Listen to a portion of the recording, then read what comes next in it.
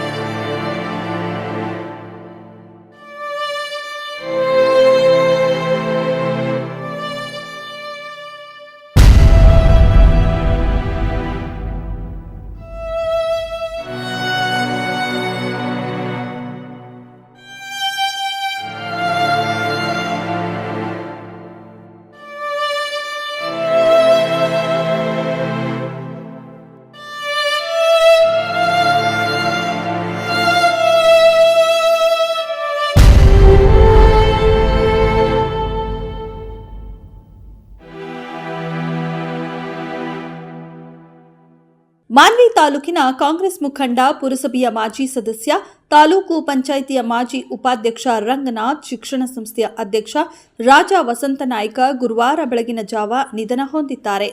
ಕಳೆದ ಕೆಲವು ದಿನಗಳ ಹಿಂದೆ ಅನಾರೋಗ್ಯಗೀಡಾಗಿದ್ದ ಇವರನ್ನ ಹೈದರಾಬಾದಿನ ಖಾಸಗಿ ಆಸ್ಪತ್ರೆಗೆ ದಾಖಲು ಮಾಡಲಾಗಿತ್ತು.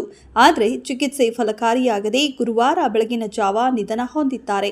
ತಂದೆ ದಿವಂಗತ ರಾಜ ಸಂಜೀವ ನಾಯ್ಕ ಇವರ ರಾಜಕೀಯ ಮಾರ್ಗದರ್ಶನದಲ್ಲಿ ಬೆಳೆದ ರಾಜ ವಸಂತ ನಾಯ್ಕ ಒಂದು ಬಾರಿ ಪುರಸಭೆ ಸದಸ್ಯರಾಗಿ ಮದ್ಲಾಪುರ ಮತ್ತು ಜಾನೇಕಲ್ ಕ್ಷೇತ್ರಗಳಿಂದ 2 ಬಾರಿ ತಾಲೂಕು ಪಂಚಾಯಿತಿ ಸದಸ್ಯರಾಗಿ ಆಯ್ಕೆ ಆಗುವುದರ ಮೂಲಕ 1 ಬಾರಿ ತಾಲೂಕು ಪಂಚಾಯಿತಿ ಉಪಾಧ್ಯಕ್ಷರಾಗಿ ಕೂಡ ಆಯ್ಕೆಯಾಗಿದ್ದರು.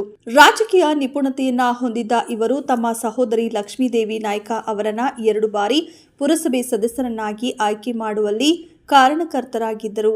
1 ಬಾರಿ ಪುರಸಭೆ ಸದಸ್ಯ ಸ್ಥಾನಕ್ಕೆ ಅವಿರೋಧವಾಗಿ ಆಯ್ಕೆಯಾಗಲು ಮತ್ತು 1 ಬಾರಿ ಪುರಸಭೆಯ ಅಧ್ಯಕ್ಷೆಯನ್ನಾಗಿ ಆಯ್ಕೆ ಮಾಡುವಲ್ಲಿ ಯಶಸ್ವಿಯಾಗಿದ್ದರು.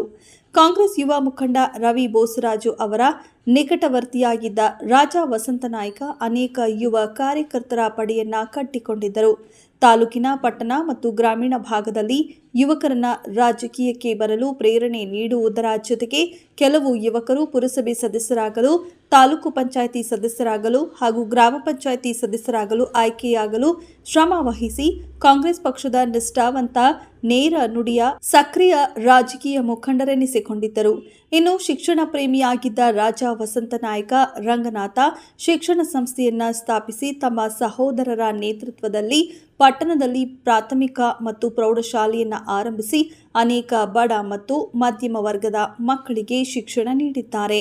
ಇದರ ಜೊತೆಗೆ ಪರಿಸರ ಪ್ರೇಮಿಯಾಗಿದ್ದ ಇವರು ಕಳೆದ 15 ವರ್ಷಗಳಿಂದ ಪ್ರತಿ ವರ್ಷ ಜೂನ್ 8ರಂದು ತಮ್ಮ ಹುಟ್ಟುಹಬ್ಬದಂದು ಪರಿಸರ ದಿನಾಚರಣೆ ಮಾಡುವ ಮೂಲಕ ಪಟ್ಟಣ ಮತ್ತು ಗ್ರಾಮೀಣ ಪ್ರದೇಶದ ಜನರಿಗೆ, ಶಾಲೆಗಳಿಗೆ ಸಾವಿರಾರು ಗಿಡಗಳನ್ನು ಉಚಿತವಾಗಿ ವಿತರಣೆ ಮಾಡಿ ಪರಿಸರ ಜಾಗೃತಿ ಮೂಡಿಸುತ್ತಿದ್ದರು.